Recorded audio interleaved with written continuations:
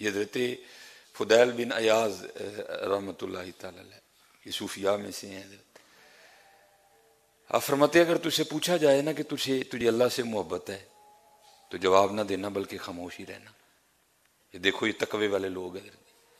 آپ نے فرمایا اگر تجھے پوچھا جائے نا کہ تجھے اللہ اور اللہ کے رسول سے محبت ہے کہ نہیں ہے تو خاموش ہی رہنا۔ عرض کی حضور کیوں خاموش کیوں رہوں، جواب کیوں نہ دوں؟ آپ نے فرمایا اگر تو کہے گا نہیں ہے تو پھر تو کافر ہو گیا، اور اگر تو کہتا ہے کہ مجھے محبت ہے تو پھر دیکھ تیرے کام محبت والوں جیسے ہیں۔ حضرت میں اب آپ کو بتاؤں حضرت جو والے محبت ہے پھر ان کے کام، اللہ یہ بات بہت بڑی ہے، لیکن بھائی یہ باتیں نہیں کرنی، اب اس کا مطلب ہے بڑی ہے تو پھر اب کرنی نہیں ہے، پھر ان بچوں کی تربیت کس طرح کریں گے حضرت ہم؟ اگر ہم ان کو بتائیں گے نہیں کہ بھائی اگر ہمارے بڑوں نے دعویٰ کیا تو پھر دعووں پر پورے کس طرح اترے؟ حضرت بابا فرید رحمۃ اللہ تعالی علیہ فرماتے ہیں کہ مجھے معرفت کے حوالے سے نا ایک مشکل درپیش ہوئی۔ میں اس وقت سیر و سیاحت پر تھا، فرماتے ایک علاقے میں گیا تو پتہ چلا کہ وہاں ایک بزرگ رہتے ہیں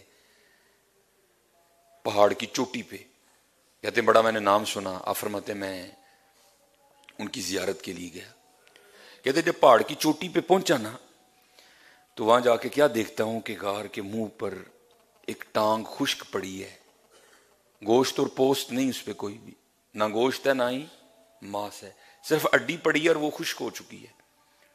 آپ فرماتے خیر میں اندر چلا۔ آپ فرماتے اس وقت بزرگوں نے نا گدڑی اوڑھ رکھی تھی جو صوفیاء کا مخصوص لباس ہے، تو فرماتے میں حضرت کی خدمت میں جا کے بیٹھا تو مجھے نہیں پتا چلا کہ حضرت کی بھی ایک ٹانگ کوئی نہیں، آپ کی بھی صرف ایک ہی ٹانگ ہے۔ آپ فرماتے مجھے نہیں پتا چلا، باتیں ہوئی جو میری مشکل تھی حضرت نے اس کو حل کر دیا۔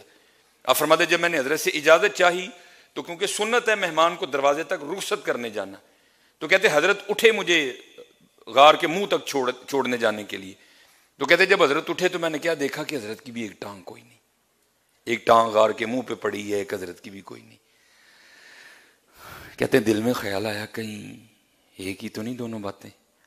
کہتے میں نے بڑے ڈرتے ڈرتے ادباً عرض کی حضرت ایک ٹانگ غار کے منہ پہ کٹی پڑی ہے، ایک ٹانگ آپ کی بھی کوئی نہیں، کہیں کو آپس میں بات ملتی تو نہیں؟ تو کہتے ہیں رو پڑے۔ فرمانے لگے میں جب اس غار میں آیا نا اور مجاہدہ شروع کیا، عبادت شروع کی، تو فرماتے آزمائش آ گئی۔ کہتے آزمائش کس طرح ہوئی میری کہ بارش کا سلسلہ شروع ہوا۔ آپ فرماتے 7واں دن تھا، دھوپ نہیں نکلی، بارش برس رہی تھی، اور آپ فرماتے غار میں اتنی ٹھنڈ ہو گئی کہ مجھے لگ رہا تھا کہ یہ سردی میری جان لے لے گی۔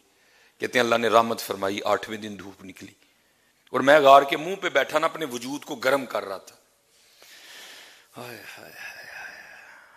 تو کہتے ہیں امتحان اس طرح ہوا کہ میرے پاس سے ایک بڑی حسین و جمیل عورت گزری اور میری نظر اس کے چہرے پہ پڑی، بس وہ ایک ہی نظر اثر کر گئی۔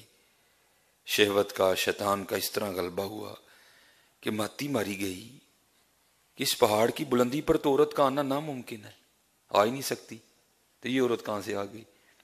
لیکن بس نگاہ پڑ گئی حضرت۔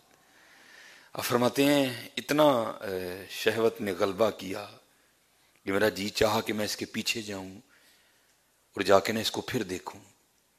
کہتے بس میں اٹھا اور اس کی جانب جانے کے لیے نا میں نے غار میں سب سے پہلے دایاں پاؤں باہر نکالا۔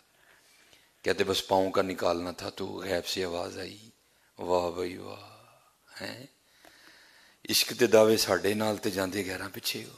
اللہ، عشق دے دعوے ساڈے نال تے جاندے گہراں پیچھے۔ فرماتے ہیں یہ دایاں قدم ہی تھا جو سب سے پہلے غیر کی جانب بڑا تھا، میں نے اپنے ہاتھوں سے ہی کاٹ دیا۔ تو حضرت فضیل بن عیاض نے کیا فرمایا؟ یہ تقوی ہے حضرت ان لوگوں کا۔ اس کا مطلب یہ نہیں کہ وہ کہہ رہے کہ تم اللہ سے محبت ہی نہ کرو، وہ اس کا انکار نہیں کر رہے۔ آپ نے فرمایا اگر تجھے پوچھا جائے کہ تجھے اللہ سے محبت، اللہ کے رسول سے محبت ہے کہ نہیں، یہ تقوی ہے ان کا حضرت، تو فرمایا خاموش رہنا۔ عرض کی حضور وہ کیوں؟ فرمایا اگر تو کہے گا کہ نہیں تو کافر ہو جائے گا، اور اگر کہے گا کہ ہاں تو پھر بتا کیا تیرے کام محبت والوں جیسے ہیں حضرت۔ اس لیے میرے دوستو آج ضرور